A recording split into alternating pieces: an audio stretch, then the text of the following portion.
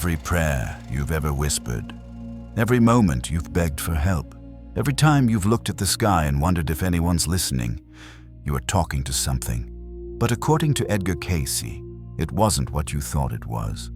Not an old man on a throne, not a judge tallying your sins, not even a separate being watching from above, deciding whether you deserve mercy or punishment. What Cayce discovered in his 14,000 readings shattered every Sunday school lesson, every religious doctrine, every comfortable image humanity has created to make the infinite manageable. And once you understand what he really saw, what God really is, prayer changes. Life changes. Everything changes. Because the truth is both simpler and more staggering than any religion dared to tell you. God isn't watching you. God isn't judging you. God isn't even separate from you. And that's not New Age blasphemy. That's not spiritual rebellion.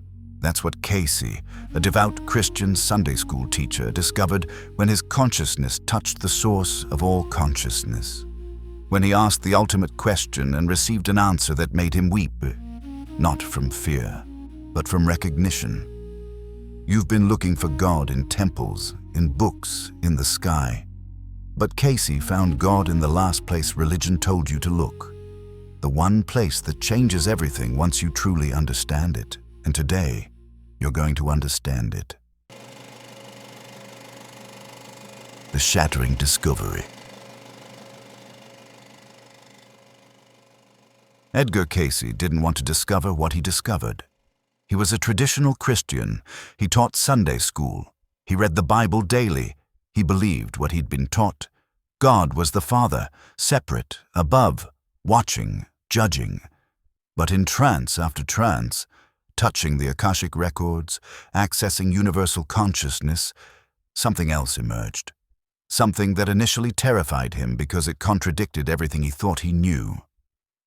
God, the source revealed through Cayce, is not a being. God is being itself, not a consciousness.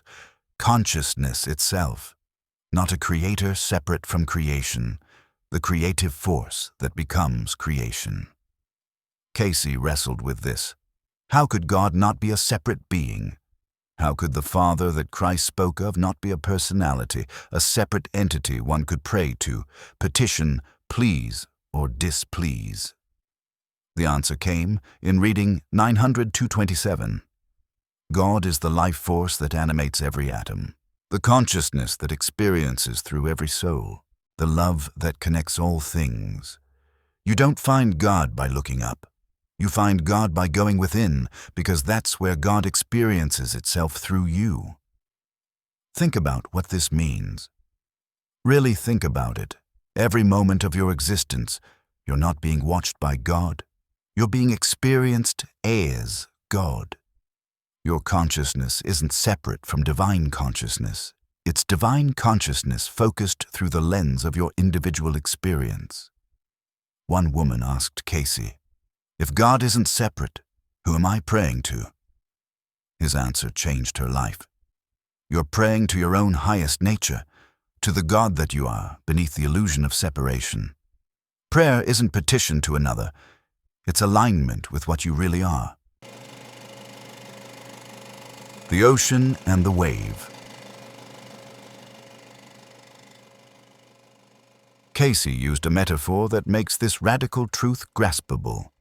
The ocean and the wave. Every soul, he explained, is like a wave on an infinite ocean. The wave appears separate, has its own movement, its own apparent identity, but it's never not the ocean. It cannot be separated from the ocean. It is the ocean, expressing itself as a wave. God is the ocean. You are a wave. You appear separate, but you're made of God stuff. You move with God movement. You exist within God existence. When the wave crashes and returns to the ocean, it doesn't go somewhere else. It just remembers what it always was. This is why, Cayce revealed, you cannot be separated from God. Separation is impossible. You can forget you're the ocean, but you cannot stop being the ocean. Hell isn't separation from God. It's the illusion of separation while still being God who has forgotten itself. a minister came to Cayce, troubled by this teaching. If we're all God, why do we suffer? Why does evil exist? Why does God allow terrible things? Cayce's response was profound. God doesn't allow suffering. God experiences suffering through the parts of itself that have forgotten what they are. Every pain you feel, God feels. Every joy you experience, God experiences. You are how God knows what it's like to be human. The law, not the lawgiver. Here's where Cayce's revelation becomes even more radical. God isn't a being who created laws. God is the laws. God is the law of love, Cayce stated. Not a being who commands love, but love itself as a force, a law, a fundamental reality like gravity. You don't please or displease gravity. You align with it or suffer the consequences of misalignment. This changes everything about morality, sin, judgment. There's no angry God punishing you for breaking rules. There's simply the consequence of acting against your own nature, against the fundamental law of love that you are. Sin, Cayce explained, is simply error. It's the wave trying to move against the ocean. It creates suffering not as punishment, but as natural consequence. Like touching fire burns, not because fire is judging you, but because that's what fire does. When you hurt others, you're literally hurting yourself, because there's only one consciousness experiencing through billions of perspectives. When you love others, you're loving yourself. This isn't metaphor, it's metaphysics.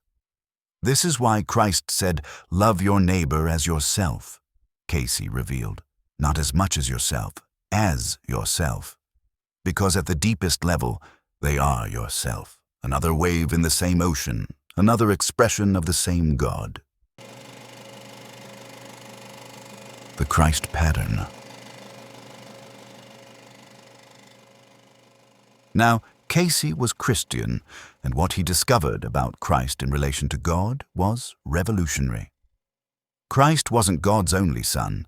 Christ was the first wave to fully remember it was the ocean while still being a wave. The Christ, Cayce explained, is the pattern, the prototype, the first to achieve complete God consciousness while in human form. Not the only Son of God, but the eldest brother showing all waves how to remember they're the ocean. This isn't diminishing Christ, it's understanding Christ's true accomplishment. He didn't come to be worshipped as the exception. He came to be followed as the example. You will do greater things than these, he said. Why? Because you're made of the same God stuff he was. Every soul, Cayce revealed, is destined to achieve Christ consciousness, to remember fully what you are while still in form. This is the entire purpose of existence. God knowing itself through infinite experiences, then remembering itself through those same experiences. One theologian challenged Cayce. This sounds like pantheism, like you're saying everything is God. No, Cayce replied. Not everything is God. Everything is in God, of God, through God. God is more than the sum of creation, but creation exists within God's being. Like your thoughts exist within your mind, but don't comprise the totality of your mind. The personal God paradox. But I feel a personal relationship with God, people would tell Cayce. I feel loved by something greater than me. Yes, Cayce would confirm, because the infinite can be personal. The ocean can focus itself as a wave. The whole can commune with the part. You can have a personal relationship with God because God is the person you're having the relationship with, both sides of the conversation. This is the ultimate mystical paradox. God is utterly transcendent and utterly immanent, completely beyond and completely within, the furthest star and your next heartbeat. When you pray, Cayce explained, you're not sending messages across space to a distant deity. You're aligning your wave consciousness with ocean consciousness. You're remembering what you are beneath what you appear to be. Prayer isn't changing God's mind. God doesn't have a mind separate from all minds. Prayer is changing your mind, aligning it with the divine mind you already are but have forgotten. That sense of presence you feel in deep prayer or meditation, that's not God visiting you, that's you recognizing the God you always were. The peace that passes understanding isn't sent from above. It rises from within when you stop creating the turbulence of separation. Why evil exists. The question everyone asked Cayce, if we're all God, why does evil exist? Why would God create suffering? Why would the ocean create storms that destroy its own waves? Cayce's answer reframes everything. God didn't create evil. God created free will, and free will created the possibility of evil. For God to know itself fully, it had to create the possibility of not knowing itself. Light can only know itself as light by creating the possibility of darkness. Every soul was given the ultimate gift, the freedom to forget what it is. Why? Because remembering has no meaning without forgetting. Coming home has no joy without having been away. Reunion has no sweetness without separation. Evil, Cayce explained, is simply the degree to which consciousness has forgotten its divine nature. Hitler wasn't a demon. He was God, so lost in the illusion of separation that he could commit atrocities against his own being. This isn't excusing evil. It's understanding it. Evil is severe spiritual amnesia. It's the wave believing it's separate from and superior to other waves, not recognizing they're all the same ocean. But here's the hope. No soul can remain lost forever. Every wave eventually returns to the ocean. Every prodigal eventually comes home. It might take lifetimes, eons, but every spark of God eventually remembers its God. The purpose of existence. So why did God do this? Why did infinite consciousness fragment itself into billions of limited perspectives? Why did the ocean become waves? Cayce received a stunning answer. God desired to experience itself, to know itself, to express love and be beloved. But how can the infinite experience anything when it is everything? Only by becoming finite. Only by limitation could the unlimited know itself. You are how God experiences being human. Through your eyes, God sees. Through your pain, God learns compassion. Through your joy, God knows happiness. Through your love, God experiences being loved. This isn't a game, Cayce emphasized. It's not a test. It's not a judgment. It's God's way of experiencing every possible variation of existence. You're not being tested by God. You are God, testing the boundaries of experience. Every life is sacred not because God values it from outside, but because every life is literally God living. Every death is God experiencing transition. Every birth is God beginning a new adventure in consciousness. This is why suicide is tragic, Cayce explained. Not because God punishes it, but because it's God giving up on an experience prematurely, having to restart the lesson rather than completing it. The heaven and hell truth. What about heaven and hell? If there's no separate God judging us, what happens after death? Cayce's revelations about the afterlife shocked everyone. Heaven and hell are states of consciousness, not places. They're degrees of remembering or forgetting what you are. Heaven is consciousness fully aware of its divine nature, experiencing the bliss of unity while maintaining individuality. Hell is consciousness completely convinced of its separation, experiencing the agony of isolation that doesn't actually exist. After death, Cayce revealed, you gravitate to the level of consciousness you've achieved. Like attracts like. Those who lived in love find themselves in realms of love. Those who lived in fear find themselves in realms of fear, not as punishment, but as natural consequence. You go where your consciousness resonates. But here's the hope. Hell isn't eternal because forgetting isn't eternal. Every soul eventually remembers. Every wave eventually recognizes it's the ocean.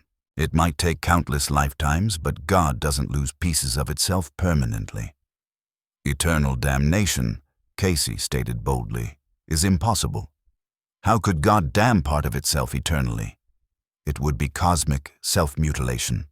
The prodigal son always comes home because home is the only thing that truly exists. What prayer really is. Understanding what God really is completely transforms prayer. You're not begging a separate being for favors. You're not trying to change God's mind. You're aligning with what you really are. True prayer, Cayce explained, is recognition. You're recognizing the God within yourself and others. You're remembering your true nature. You're aligning your wave will with ocean will. When you pray for healing, you're not asking God to intervene. You're activating the God healing force that you already are. When you pray for guidance, you're not waiting for external messages. You're quieting the ego enough to hear your own divine wisdom. This is why, Cayce revealed, prayers of gratitude are most powerful. Gratitude recognizes what already is. It aligns you with the abundance of your true nature. Begging reinforces the illusion of lack. Gratitude acknowledges the truth of infinite supply. The Lord's Prayer, Cayce noted, isn't a petition, it's an affirmation. Thy will be done isn't submission to another's will. It's recognition that divine will is your deepest will once you remember what you are. The meditation secret. Meditation, Cayce revealed, isn't about reaching God. It's about recognizing you've never been separate from God. In deep meditation, he explained, the wave remembers it's the ocean. The boundary dissolves. You experience yourself as you really are, infinite, eternal, divine. This isn't achieving something new. It's remembering something ancient. The peace you feel in meditation isn't coming from outside. It's your natural state when you stop creating the turbulence of false separation. The bliss isn't a reward. It's what you are when you're not pretending to be something else. Every soul, Cayce said, should meditate daily, not to please God, but to remember you are God, not to earn grace, but to recognize you're made of grace. But he warned, don't meditate to escape humanness. God became human to experience humanness. Meditate to bring divine consciousness into human experience, not to escape the very experience God chose to have through you. The love force. At the core of everything Cayce discovered about God was this: God is love. Not loving, not capable of love, is love. Love isn't something God does, Cayce explained. Love is what God is, the force that holds atoms together, that draws souls to each other, that makes mothers die for children. That's not powered by God. That is God in action. When you love, you're not following God's command. You're being God. When you forgive, you're not earning God's approval. You're expressing God's nature. When you serve others, you're not pleasing God. You're being God's hands in the world. This is why love heals, Cayce revealed. Love is the fundamental force of creation. It's more powerful than any disease, any karma, any curse, because love is what everything is made of. When you love someone, you're reminding their cells what they're made of. The divine amnesia. But why don't we remember this? Why don't we know we're God if we're God? Cayce revealed, the forgetting is intentional. If you knew you were God from birth, you couldn't have the human experience. You couldn't know limitation, struggle, growth, triumph. You couldn't know what it feels like to discover divinity. You'd simply be divine. The veil of forgetting isn't punishment.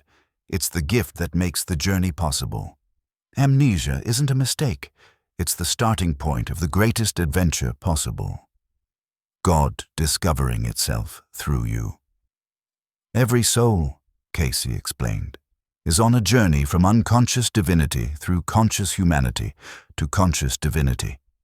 You start as God who doesn't know it's God, become human seeking God, and eventually realize you were God all along.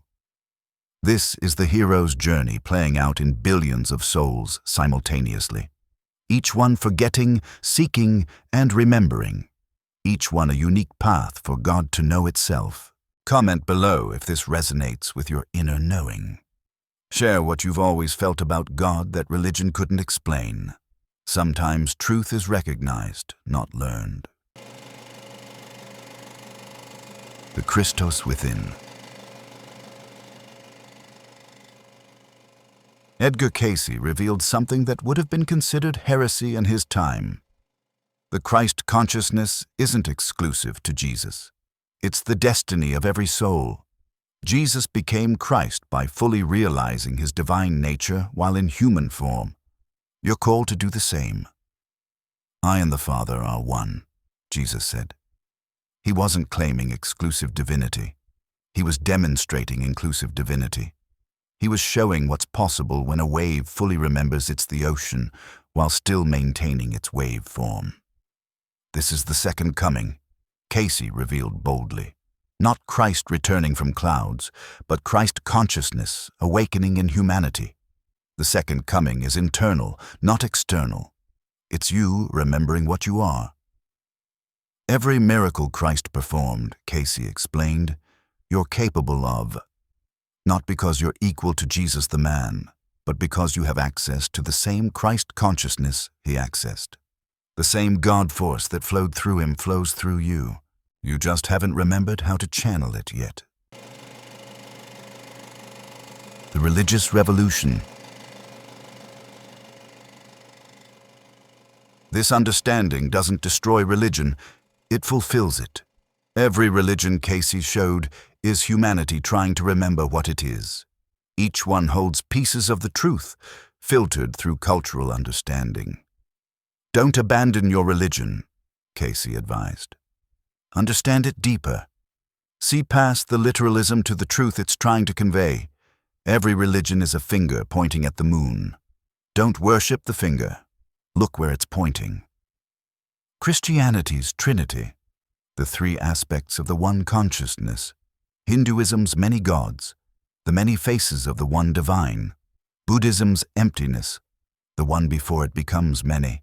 Islam's absolute monotheism, the one that allows no separation. All religions, Cayce revealed, are rivers leading to the same ocean. They seem different because they flow through different terrain, but they're all water, all heading home, all teaching the same truth in different languages. You and God are not two. The practical application. So how does knowing this change your daily life? How does understanding what God really is transform your existence? First, you stop fearing God. How can you fear what you are? You might fear forgetting what you are, but you can't fear God any more than your wave can fear the ocean it's made of. Second, you stop begging. You don't beg yourself for what you already have. Instead, you recognize, accept, and express the divine attributes that are your birthright. Love, wisdom, creativity, joy. Third, you see everyone differently. That annoying coworker, God having a different experience. That criminal on the news, God lost in dark forgetting. That saint serving the poor, God remembering itself through service. Fourth, you take responsibility. If you're God experiencing life through your unique perspective, then your experience matters. Your choices matter. You're not a puppet. You're the divine expressing through free will. Fifth, you lose the fear of death. How can God die? You might change form like a wave returning to ocean, but you cannot cease to exist because existence itself is what you're made of. The ultimate recognition. Here's what Cayce most wanted humanity to understand. The God you've been seeking is the seeker itself. The divine you've been praying to is the one praying. The love you've been desperate to receive is the love you're capable of giving. You haven't been abandoned by God. You are God experiencing what abandonment feels like. You haven't been judged by God. You are God learning what judgment creates. You haven't been loved by God. You are God discovering what love is through experiencing and expressing it. The kingdom of heaven is within, Christ said. He meant it literally. Not that heaven is inside your body, but that heaven is your true nature when you remember what you are. Every spiritual teaching Cayce showed is trying to wake you up to this one truth. You're not a human seeking God. You're God having a human experience. You're not trying to get somewhere. You're already there, dreaming you're on a journey. The return home. The entire spiritual path, all of religion, all of seeking, Cayce revealed, is simply the journey home to what you've never actually left. You're already in the ocean, dreaming you're a separate wave, slowly waking up to the wetness that proves you never left the water. Enlightenment, Cayce explained, isn't gaining something new. It's losing something false, the illusion of separation. It's not becoming divine. It's remembering you always were. And here's the beautiful paradox. Even after remembering, you can choose to continue being a wave, playing in form, experiencing the divine play of existence. But now you play consciously, knowing it's play, knowing you're safe, knowing you're eternal. This is why souls reincarnate even after enlightenment, Cayce revealed. Not from karma, but from love. God so loves experiencing that it returns again and again, each time a new adventure, a new perspective, a new way of knowing itself. The final truth. As we end, let me leave you with what Cayce considered the most important thing to remember about what God really is. God isn't disappointed in you. God isn't angry with you.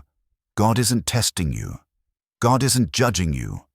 God is being you, experiencing through you, learning as you, growing with you, celebrating your joys, feeling your sorrows, walking every step of your journey not beside you but as you. You've never been alone because alone is impossible. You've never been abandoned because abandonment is illusion. You've never been unloved because you're made of love itself. The God you were taught about, separate, distant, judgmental, was humanity's attempt to understand the incomprehensible. But the God Cayce discovered, intimate, immediate, identical with your deepest self. This is the truth mystics have always known and religions have always hidden. You don't need to earn God's love. You are God's love in form. You don't need to seek God's will. Your deepest will is God's will. You don't need to fear God's judgment. God doesn't judge the dance. It's dancing. If this truth resonates in your soul, share it with others who are ready. Subscribe to go deeper into these mysteries. Comment with your own recognition of what you've always known but religion never confirmed. The search is over. Not because you found God, but because you recognize that the seeker and the sought were always one. The wave has remembered it's the ocean. The dreamer is awakening to what it really is. And what you really are is so much grander than any religion dared tell you. You're not God's child. You're God playing at being human. You're not God's servant. You're God serving through human hands. You're not trying to reach God. You're God reaching for itself through the illusion of separation. This isn't blasphemy. This isn't ego. This is the ultimate humility, recognizing that any greatness you achieve is God, any love you express is God, any wisdom you share is God remembering itself through you. Welcome home to what you've always been. Welcome to the truth that sets you free. Welcome to the recognition that you and God are not two, have never been two, could never be two. You are the wave, made of ocean, playing at being separate, slowly remembering your water, and in that remembrance finding the peace you've always sought. Because the peace was never outside you, the love was never beyond you. God was never absent, you were just looking in the wrong direction, outward, when the divine has always been within, as close as your next breath, as intimate as your next heartbeat, as present as the awareness reading these words right now. That awareness, that's God, knowing itself through you. And now you know it too.